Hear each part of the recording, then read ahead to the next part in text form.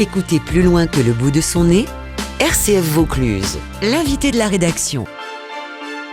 Bonjour à tous, j'espère que vous allez bien. Aujourd'hui, je reçois Sœur Karine, régulièrement en mission au Soudan et qui est aujourd'hui confinée comme tout le monde en France. Moi, je suis issue d'une famille, on va dire, anticléricale. Donc, j'ai grandi pendant 25 ans sans Dieu, sans la foi chrétienne. Vu que j'avais appris que la vie était après la mort, tout s'arrêtait. Donc, je me suis dit, oulala, soit la vie est tellement courte et il faut en profiter à fond, soit la vie est complètement déprimante et dans ces cas-là, quoi ça sert de vivre. Et je me suis dit, je vais profiter à fond et je vais prendre tout ce que la vie peut m'offrir. Donc j'ai eu une vie, on va dire, de patachon pendant 25 ans. J'ai fait plein de sports extrêmes, je me suis éclatée dans plein de loisirs, j'ai fait les études que je voulais. Je me suis inscrite à plein d'associations humanitaires. Et les 4 qui m'ont dit effectivement ce serait possible de nous envoyer en mission ont été les 4 associations catholiques de France. Mais moi, de loin, non chrétienne, païenne jusqu'au bout des doigts, j'ai pas du tout fait attention que c'était des associations chrétiennes, donc je me suis inscrite. Et donc la première c'était Fidesco. Là j'ai complètement débarqué et la première chose qu'ils ont fait, ça a été lever les mains, chanter des chants bizarres avec des images bizarres autour de moi. Je me suis dit oulala, c'est quoi tous ces fous? Je suis dans une secte, enfin panique générale. Donc je suis allée les voir en disant mais moi je suis pas baptisée, pas catholique, où suis-je, qui êtes-vous, etc. Et ils m'ont dit mais si tu veux tu peux rester. Donc par provocation on va dire, parce que j'étais quand même plutôt anticléricale de tradition. Et donc je me suis dit je vais bien leur faire raison, je vais bien leur dire que Dieu n'existe pas. Et puis en même temps, je me suis dit, c'est fou parce que tous les jeunes, toutes les autres personnes qui participaient à la formation, ils avaient dans leur regard une lumière que je connaissais pas, une espèce de joie. Et moi, dans ma recherche de soif de vie et toujours plus, je me suis dit, eux, ils ont un truc que je connais pas. Donc, je vais commencer à poser des questions, à essayer de leur rentrer dedans avec mes vérités à moi. Et j'ai jamais réussi à les coincer. Et de fil en aiguille, ça a été pendant 6 mois une espèce de provocation avec ces jeunes catholiques.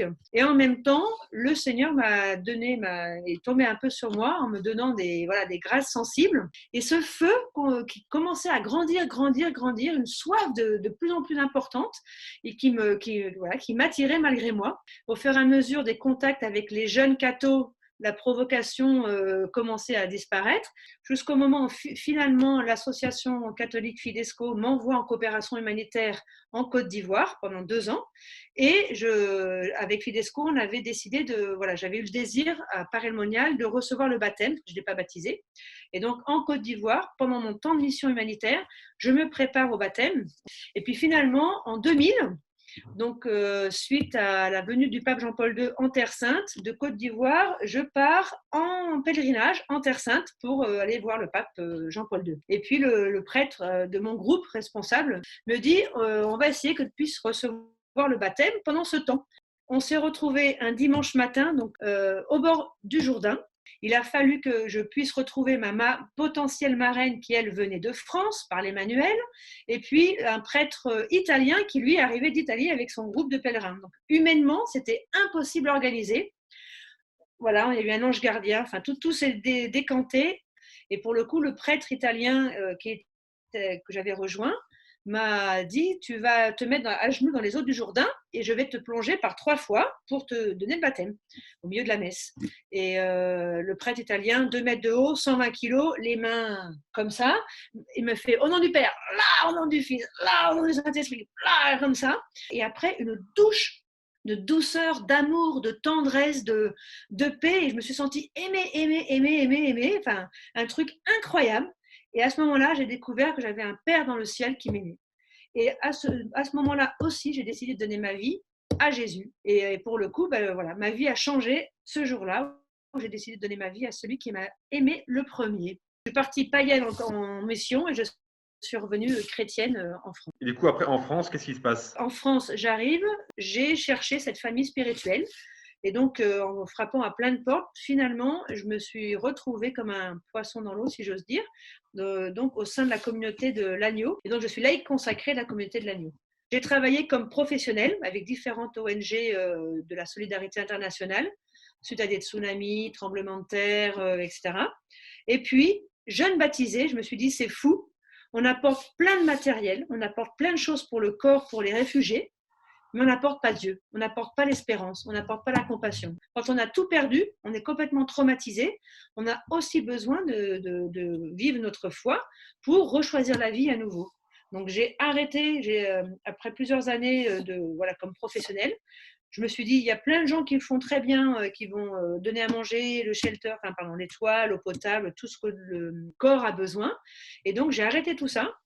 Et j'ai voulu commencer à me focaliser dans les camps de réfugiés, à donner cette dimension spirituelle, voire psychologique, suivant le traumatisme. Concrètement, le schéma actuel, c'est que le diocèse d'Avignon m'envoie chaque année entre 3 et 8 mois par an en mission spirituelle, si j'ose dire, auprès des réfugiés et spécialement des enfants. 2 missions en Irak, à l'époque de Daesh, à Erbil, auprès des réfugiés chrétiens de la plaine de Nénive. Ensuite, j'ai fait l'année dernière une mission au Soudan Nord, à Khartoum. Et là, cette année, j'étais partie donc en janvier à Djouba, au Soudan du Sud.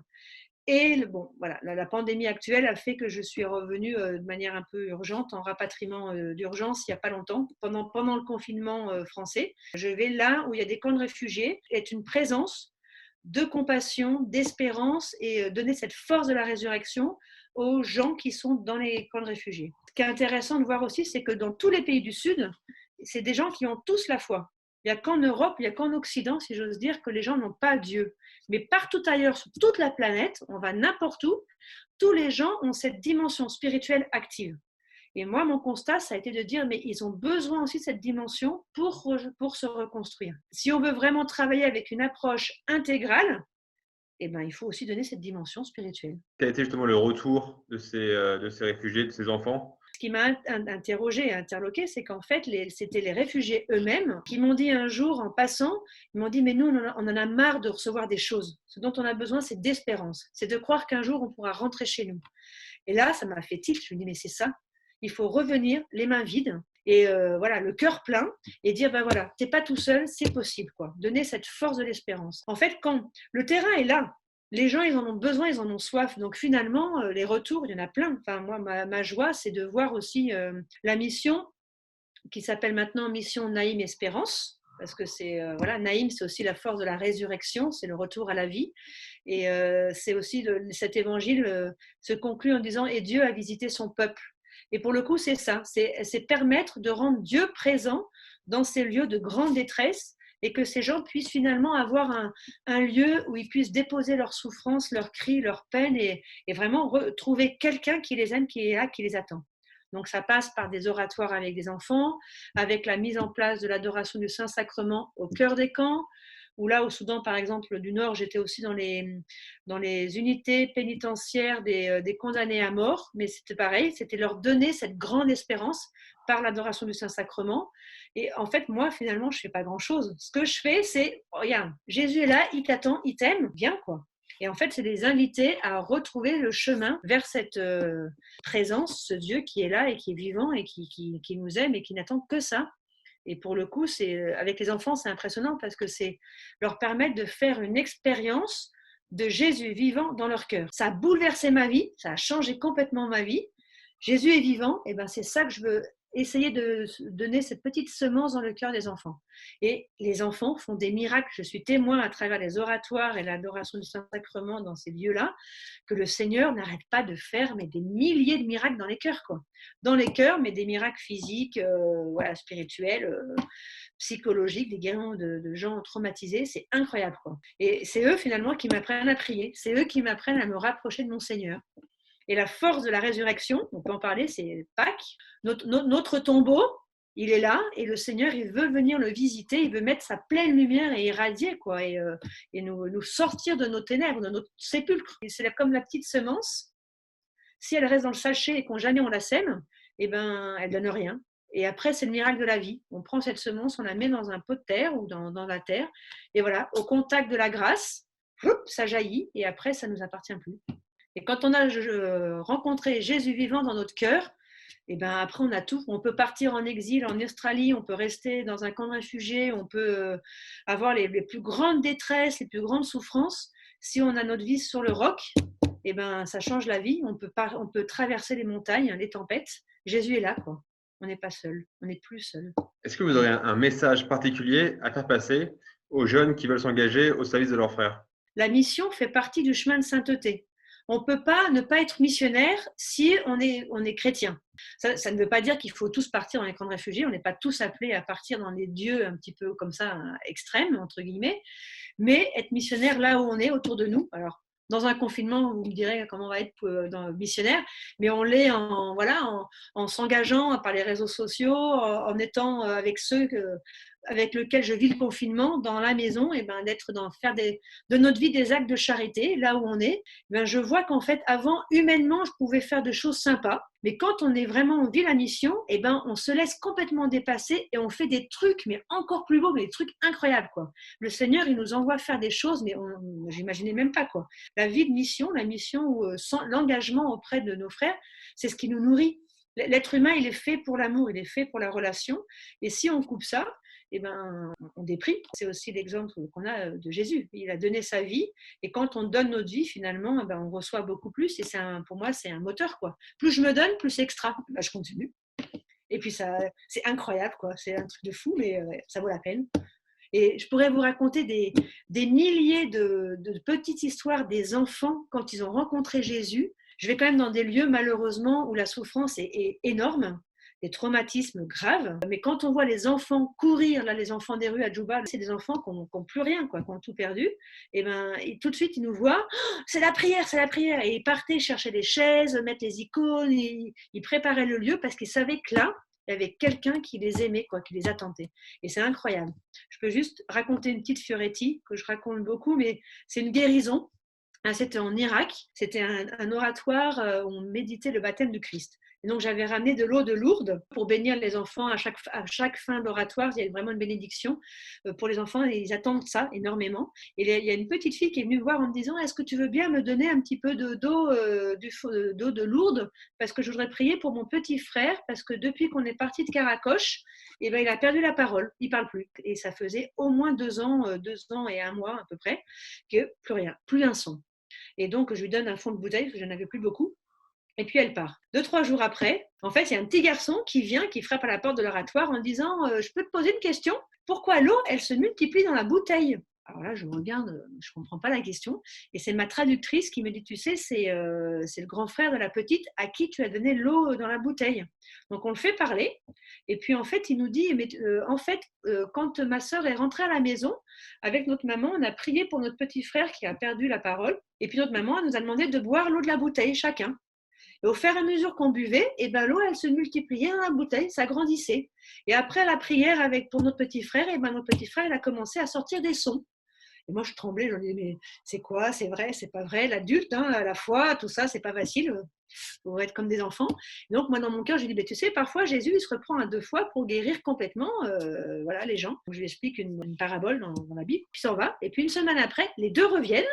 Et il me dit: ça y est, on a encore prié pour notre petit frère. Notre maman, elle a continué à nous dire: buvez l'eau de la bouteille.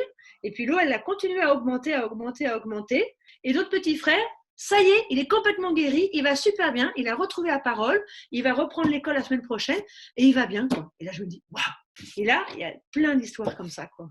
Et moi, ça me bouleverse, en fait, de voir à l'œuvre Jésus vivant qui agit dans le cœur des enfants par leur foi, quoi. Et donc, pour moi, c'est incroyable. Et à Djouba, voilà, c'est pareil, on a pu aller en prison juste avant de partir. Et aussi, on a commencé l'émission dans les camps de réfugiés. Donc là, c'est des camps, c'est à peu près 35 000 personnes dans un camp, catastrophique, le choléra, voilà, il y a d'autres maladies que le coronavirus, malheureusement aussi, qui est très meurtrier. Après, on a fait de visites de malades avec le Saint-Sacrement. Donc, c'est des gens vraiment en fin de vie, concrètement, dans des conditions pitoyables, catastrophiques. Quand on rentre sous les tentes avec les odeurs, c'est l'horreur, quoi. C'est des mouroirs horribles.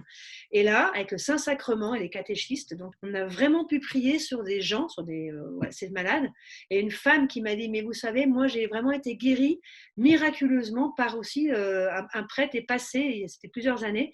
Elle racontait son histoire en disant: un prêtre est venu prier sur moi où j'étais alitée et en fin de vie. Je suis complètement guérie, quoi. C'est la foi qui fait les miracles et Jésus est vraiment vivant. Ça, je vous l'atteste. Je le vois, je l'ai vu chaque jour chaque jour de mission. Si les jeunes ont envie de vivre cette expérience, je leur dis: foncez. Allez-y, quoi. Pas n'importe comment et pas tout seul. C'est ça. Il ne faut pas le faire tout seul, il faut le faire en église, bien accompagné et vraiment le Seigneur est vainqueur de tout mal. Et il fait vraiment des miracles. C'est sûr, je vous préviens par contre, ceux qui vont partir, ça change une vie. On ne revient pas la même manière qu'on part, mais ça vaut vraiment la peine. Si on veut une vie non monotone, moi je peux vous dire que j'ai fait beaucoup de sport extrême. Le sport le plus extrême de ma vie, c'est suivre le Christ. Et je ne suis pas déçue. Merci pour ce beau message d'espérance. Soyons saints.